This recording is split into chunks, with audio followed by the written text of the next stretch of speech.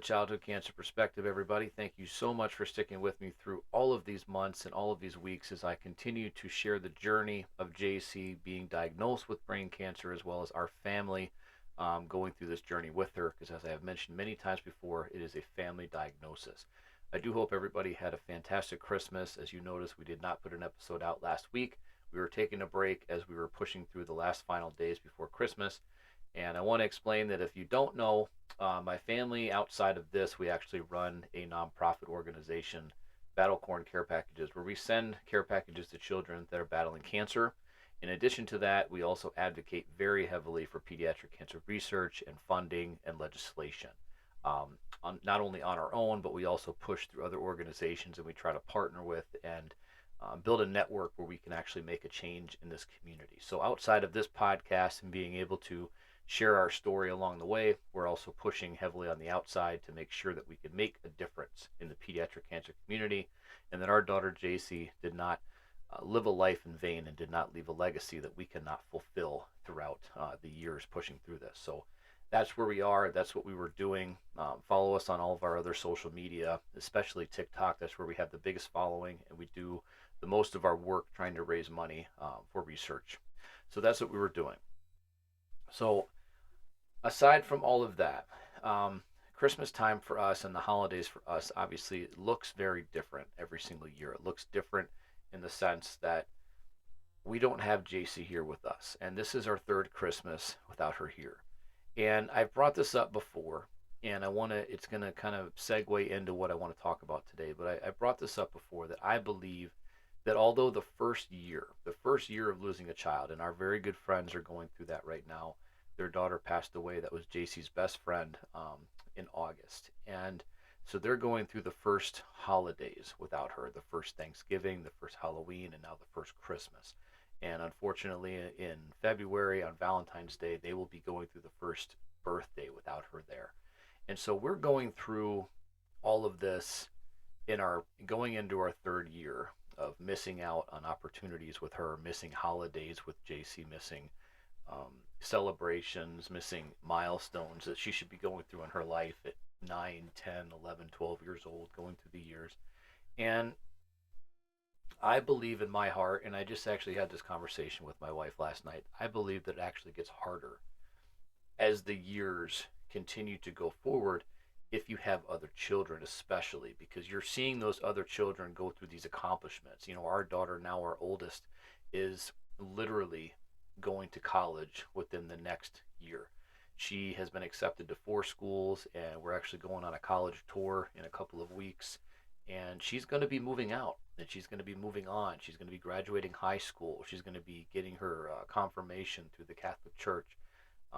She's going to be, doing these things that not only do I want to see JC do, I wanted to see her grow up and go to high school and go to college and become what she wanted to be, but I wanted her also to be there to support her sisters because together what I've seen as our daughters have gotten older is that they really have become each other's best friends and greatest allies. And although they do fight and they do argue, they are teenagers, but they've become each other's greatest allies. And it's something that I feel like JC would have been that piece of the puzzle that would have either disrupted the harmony, or it would have controlled the chaos, one of the two. And I definitely miss that part of what's going on because it's not what it should be. I should be watching her go through these same accomplishments. So that's why I say that it definitely gets harder as the years go on if you have other children that are then going through these accomplishments, but you're not seeing your child go through them, and they're not seeing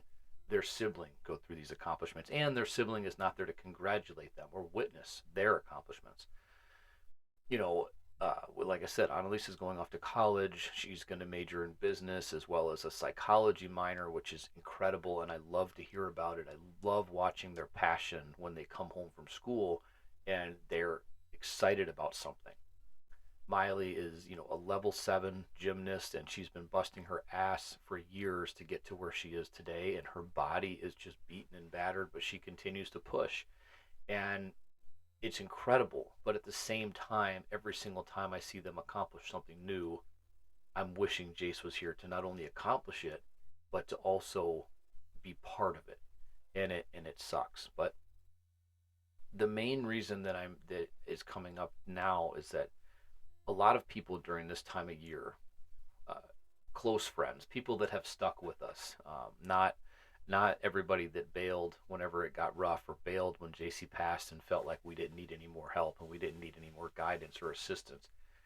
But the real people that are part of our lives have, they will always ask during this time of the year, especially our community on social media, because that's where we have built a giant following, and that following is what really kind of gets us through. But the question is always, are you okay? The question is, how are you doing? Um, how are the holidays, you know, treating you, in a sense, I guess, for a better way, to, a lack of a way to put it. And what is the go-to answer that we all use, right? I'm okay. Yeah, I mean, we're doing all right. Everything, everything's good. And we all know that that's bullshit. We all know that's a lie. Because the reality of it is, just in general in life, when someone says, "How are you doing?" most of the time you're going to say, "I'm okay." "Oh, doing all right, getting by, whatever. It's just another day." In reality, we're all going through something. We're going through something, whether it's tragic, whether it's stressful, whether it's heartbreaking, whether it's great. We're all going through something. And to actually answer that question truthfully, I mean, would mean for a lot more deeper conversations with just people and humanity, which would be good. But mostly that's not ever going to happen. And the truth is, um, no, I can't speak for my wife. My wife, is, she, when we do a podcast together, I'll definitely bring this up, but I can't speak for her. And I know that she's hurting, and I know that she's having a hard time, and I know that, things are tough on her, but she doesn't show her emotions in the same way that I do. We show them differently. We're different people. So the answer for me when that question comes up in the outside is, I'm doing okay. Yeah, I mean, we're doing all right. We're busy, so we're just focusing on that, and yeah, it's kind of tough, but we're doing okay. Internally, I'm screaming. Internally, I'm telling you, no, I'm not okay. I am broken. I am battered. I am bruised. My body hurts. My head hurts. My heart hurts. My soul hurts. Everything hurts, because I'm here once again another year without all three of my children with me. And we actually had a conversation yesterday with my wife and I, and it was about, I don't know if you want to call it disappointment, but it was definitely about change. It was definitely about things that are different. And as the years go by, the differences become a lot more prominent. Our daughters are growing up. My oldest will be 18 in a month, and in Miley is 50. She'll be 16 in 6 months. So they're growing up, and the importance of Christmas, the importance of these holidays is not lost on them, but it's definitely becoming not so much about the family fun type of things, or the family, um, what used to be excitement in the mornings on Christmas Day about opening presents, what used to be, um, getting up at 6 o'clock because we can't sleep any longer type of thing. And I know that my wife and I, we used to kind of wake up early just in general because we knew the kids were going to get up. We get up and just kind of wait for them to come out and see everything, and we'd be so excited about them getting excited. And this year was different. This year they are focused on things, and we're not mad at them by any means. We're not angry. Obviously, we've all grown up. We've all, become adults. We all know what it's like at some point. Christmas, is exciting, but it's not as exciting as when you're 10 years old, when you're 8 years old, when you're 12 years old, and you wake up and you've got that new thing that's out that you're so excited about. And this year's different. Our kids wanted gift cards. They wanted, certain types of clothes. My daughter wanted a tiny refrigerator for her bedroom, and it's not as exciting as, okay, when, okay, well, I want the new doll. I want this new toy. I'm going to be so excited when I open it. And it was hard because we're missing out on those years, those excitement years that we got with them, but we're not getting them with JC now. We're missing out on all those years of just pure joy and excitement of Christmas morning and ripping the presents open, and just being with everybody, and just smiling. Well, they're happy. It's just not the same when you're 18 years old, when you're 16 years old. When you're 8, 9, 10, 11 years old, there's pure joy and excitement on Christmas morning.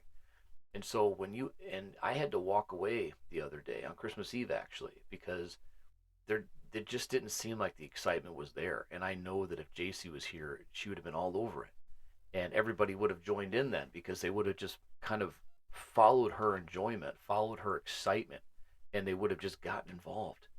And so when we say, "Are you okay?" No, I'm not okay. I am I am torn up inside because I want to be happy for everybody. I want to be happy on Christmas Day. I want to be just excitement out of the out of the wazoo. I want to be just crazy excited to be out here and to be with my kids and to have a good day. But the excitement doesn't get matched, and then you're missing the excitement of that young mind that's growing up, that Santa's come and he's dropped off all the stuff for you, and you're missing the excitement of Saint Nick's Day, and you're missing the excitement of all these things, because at a young age, at that 8-year old, 10-year old age, you're missing what they would have brought to the table. So you're missing a piece of the puzzle. You're missing a piece of your family. So to that I say no, I'm not okay. I miss her terribly every day. I miss her every single time I get up in the morning and every single time I go to bed at night, and I miss her. And every single time I see a family whose child is doing well, whether it's cancer related or not, I miss her. Every single time I see a young redhead that would have been around her age, it breaks my heart. Um, every single time we make these donations to the hospital, realizing that there's would have had none of this, what we're doing now, would have even come from, would have even happened if she wouldn't have been diagnosed. And I wonder every day, I'm not okay, but I offer myself and my journey, the knowledge that I have, the passion that I have, the understanding that I have. I offer that to other people. But is it a is it a is it a responsibility that I would have ever had or accepted if I wouldn't have been stricken, and our family wouldn't have been stricken with this disease? And the answer is no. But I hope in some way that our pain and our suffering and what we've seen and what we've heard, what we've smelled, what we've witnessed, I hope that in some way that helps people. I hope that it gives some people comfort. I hope it gives some people a better understanding. I hope that it pushes people to keep their feet on the gas pedal and off the brake, to never lose sight of what's important, but to always maintain a vision of hope, always maintain clarity, and don't um, hide from possibilities. Don't hide from what may happen or may not happen. Just be in the moment, but never stop being vigilant. So again, I'm not okay. I had a podcast a few weeks ago where I spoke to um, one of the doctors and one of the people that are in the top positions on the moonshot program, and in that I spoke about the fact that we need more vision for our kids, and we need more more light shed on this problem, and it can't be part of a giant balloon. It has to be its own vision. And so in September, if everything goes well and we actually get into the White House and we're able to share JC's story, I hope that sharing her story and sharing what we've been through and what we've been trying to do to make a difference, I hope that it just sparks a light in somebody, and I hope that it makes a difference to the point where somebody listens and somebody says, "Hey, we've heard 100 stories, we've had 100 people here talking, but now we finally heard the 101st, and we got to do something." And I don't know, in my brain, I hope that that's what happens. I hope that our story changes the world. I feel like I am a very small fish in this entire movement. I feel like I have, uh, I have knowledge and things that other people have, but I have different knowledge, and I think that working together can make a difference. But in those videos, in those sounds, when you hear me speaking to these people, and when I speak to the founder of Little Warriors here in Milwaukee, trying to get some more information, when I speak to the doctors at UW about visiting their lab to kind of see actual research happening, because, like I said to them, to me, you never see the research, you never see anything changing. But in those, you can hear in my voice, you can hear the passion, but you can also hear that I'm not okay.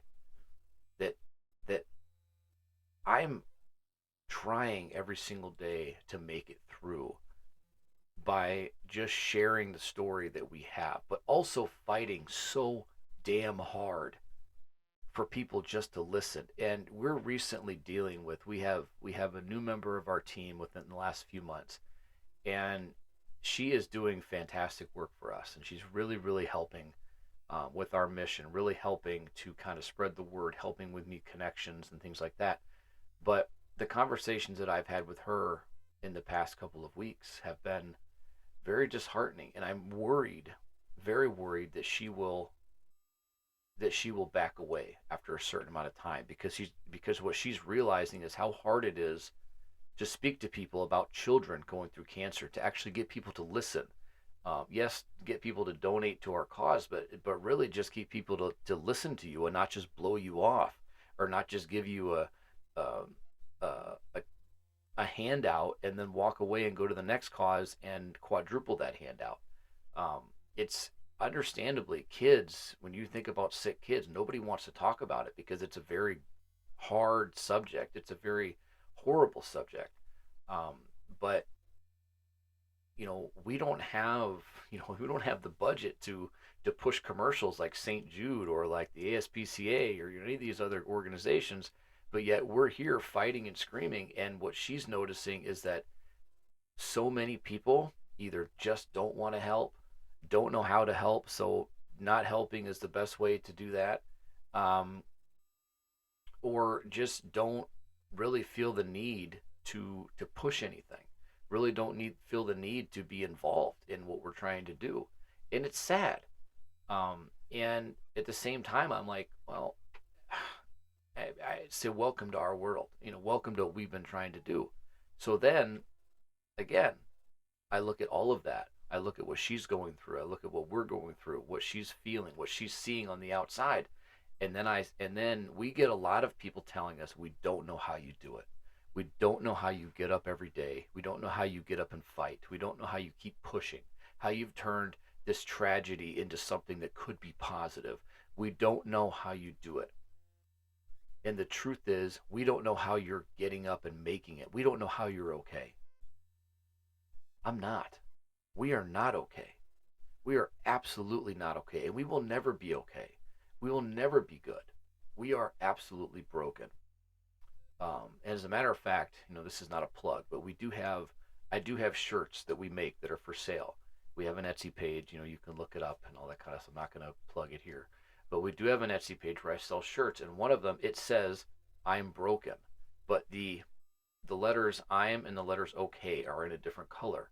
And so you're saying I'm okay, but at the same time you're saying I'm broken.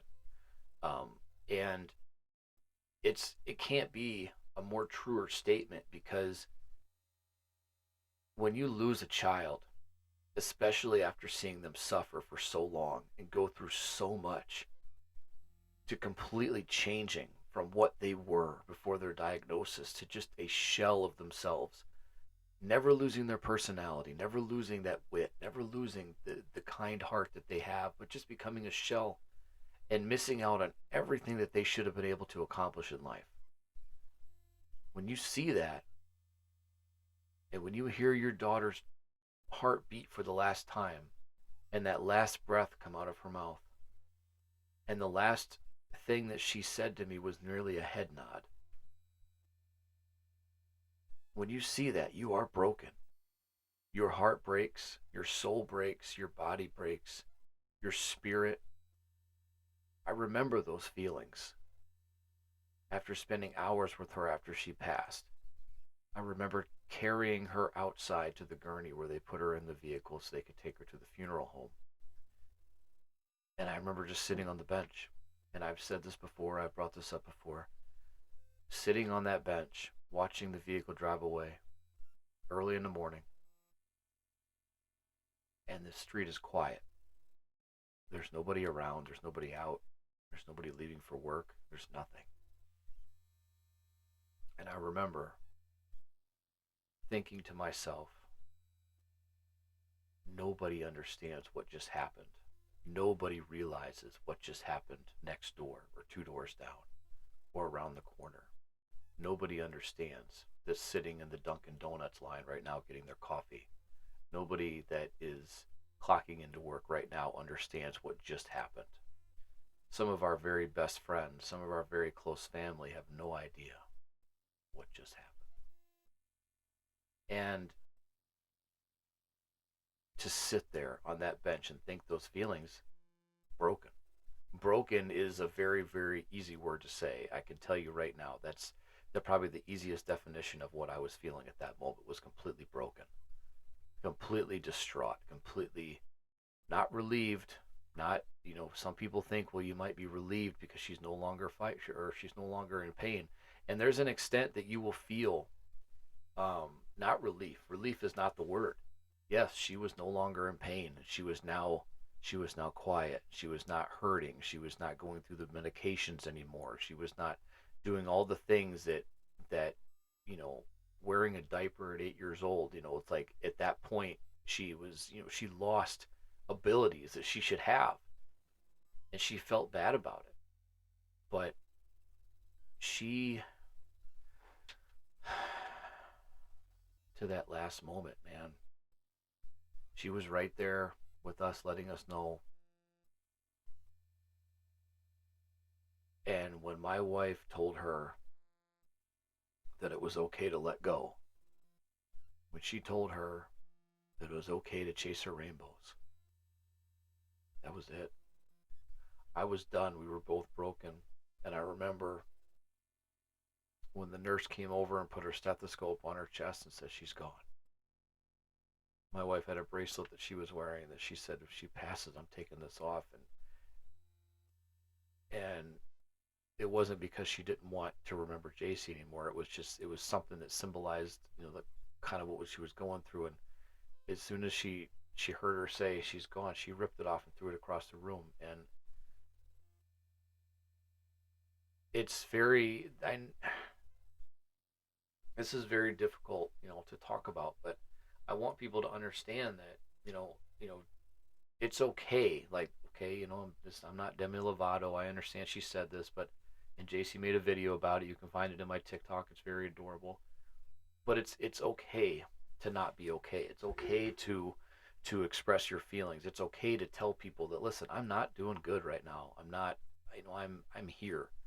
I am doing everything I can to get through the day. I'm doing everything I can to push through and be a positive member of society, but I am broken. I am just rode hard and put away wet, and I'm doing, like, I stay busy. My therapy has always been to stay busy, and I am busier now than I've ever been.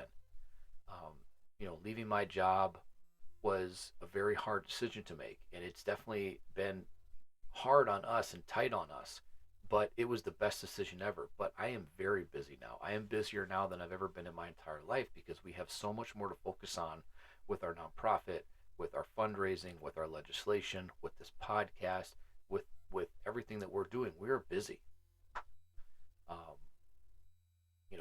and that's good. That is a good thing, because sitting too long gives me time to reflect on everything that's going on. It gives me a chance to uh, to remember, and it's not a bad thing to remember, but it gives me too much time to really focus on it. And so it's very difficult for me every single day to kind of power through this and not have thoughts of what the hell am I doing? What's the point? What's the reason for me to continue to do this? And know that I have put up a wall for everybody to look at. I've put up a wall for everybody to see. I let you see exactly what I want you to see. And that was another episode that I've done. We as cancer parents, and I know I'm not the only one sitting here talking about this or thinking like this or feeling like this. We as cancer parents allow you to see what we want you to see. Nothing more, nothing less. If we're doing okay, if we're doing great, you're going to see that. If we're not doing okay, and if we're not doing great, you're not going to see it unless we want you to see it. And listen, we break down, we get upset. The other day, my friend and I, my business partner and I, we were doing a live on TikTok. And, Tim, if you're out there, hell yeah. But listen, we were doing a 25-hour live to raise money for our cause that we're working through. And I'll talk about that. But we did it. And at the very end of this, a family that we were very close to, his name is Strider, and he is going through cancer treatments for neuroblastoma. And he got, we were waiting, kind of on edge, forever, that we knew scans were coming up. And if anybody understands what anxiety is, it is a real damn thing. And it is something that it'll rock you to the core because you're worried all day. Everything can be perfect in life. You can just be having the greatest, you know, summer ever. There's no problems, there's no symptoms, everything is great, but that anxiety will drive you crazy because you're worried that all it takes is one spot to set everything backwards. So we were just on the edge of our seats just waiting for this news.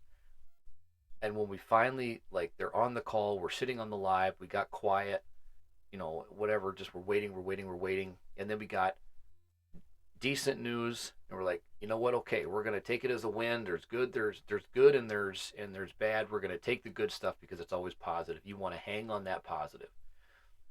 So we hung on the positive. Within another half an hour, the news got better in the fact that because there's a stability in what's going on, that meant that um, active treatment was going to end, and we were going to push into maintenance treatment, which means so much for that family because it means they get to go through the holidays and know that that little kid with the greatest hair ever just fucking told cancer to kiss his ass. He went through and said, I'm going to beat this and I'm going to keep on beating this, and you're not going to slow me down. You're not going to stop me. And when I tell you, when it came through, I held it together. If you were part of our TikTok family and you were on that live, I held it together. But in my mind, if we were not on that camera, I would have been bawling. I would have been, my eyes would have been done. I would have been, and at that point, we were up for 25 hours doing this live. I would have been finished.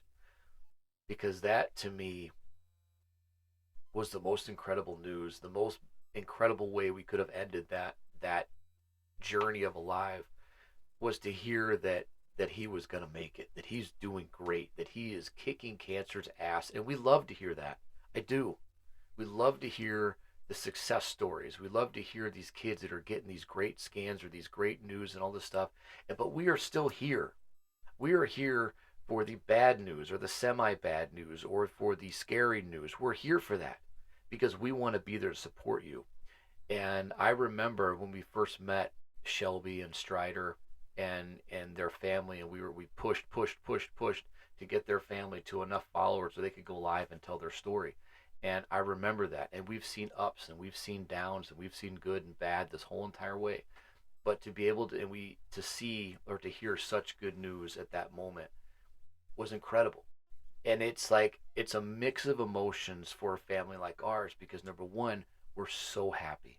We're so incredibly happy that he's doing well. We're so incredibly happy that his hair is so awesome, and we tell him every day. We're so incredibly happy. You're watching the video, buddy. Thumbs up, man. You're doing great. Um, we're so incredibly happy for them and for everything that this is something that they needed right before Christmas to get that kind of news.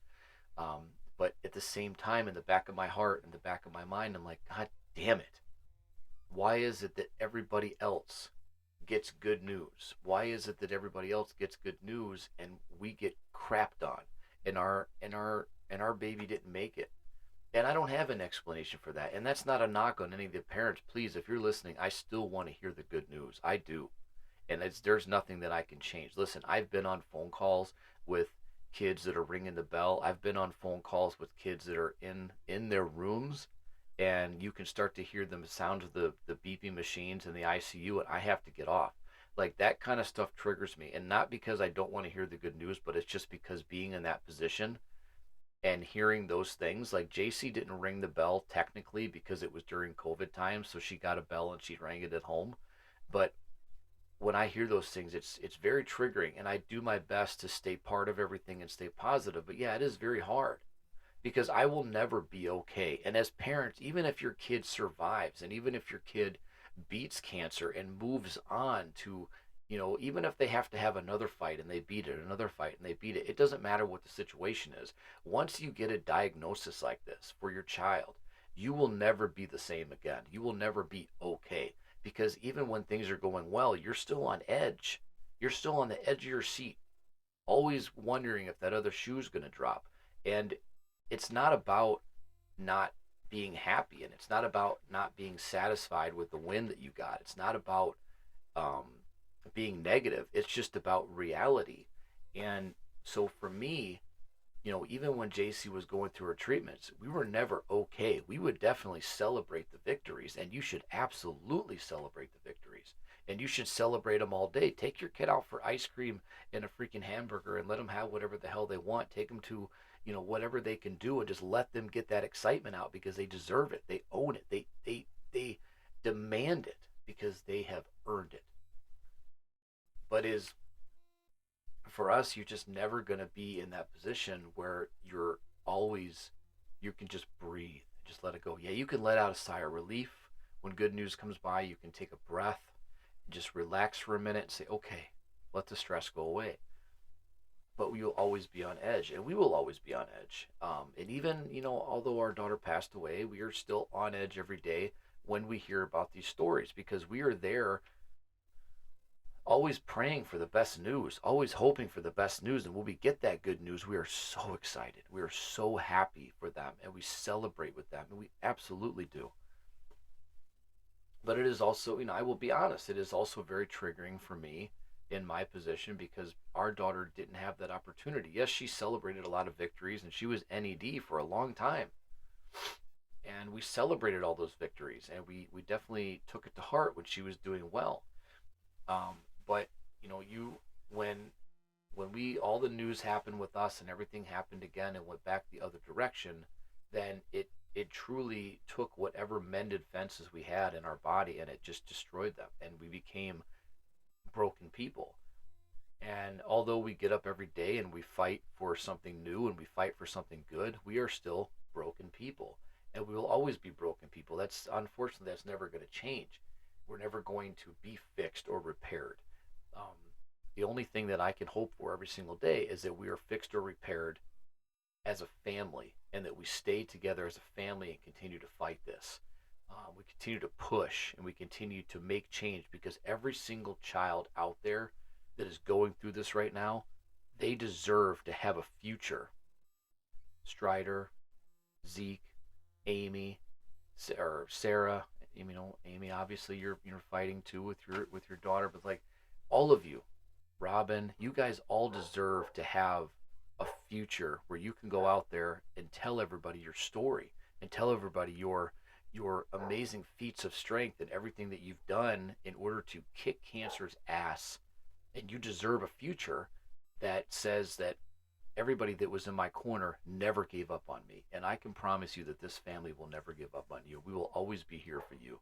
No matter what we've gone through, no matter what we have faced, no matter what insurmountable odds have been put in front of us, we will always go scorched earth for every single one of these families to make sure that you are okay. I can promise you we will always fight for you and we will always fight for that future no matter what. We will never be okay because we are broken, because we are broken people. But I can promise you that these broken people will get up every single day because a mission was left behind for us by the greatest and most powerful warrior that we ever met in our entire lives.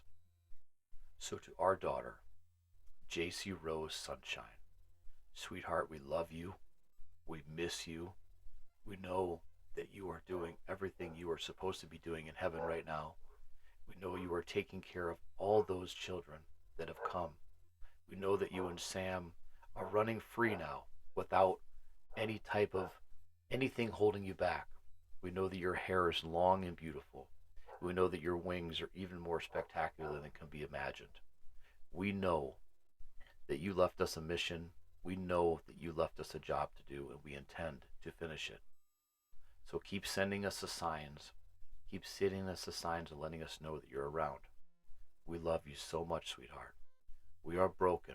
We are not okay because we're not with you, and you're not here with us. But baby girl, you made a hell of an impact on this world. You made a hell of an impact on so many people. You continue to make that impact today. And so many people and so many children have smiled. So many children have had a better day. So many children will get to do the things that unfortunately you're not able to do because of you. So many children will have a brighter future because of you. JC, I love you. I miss you. We all do.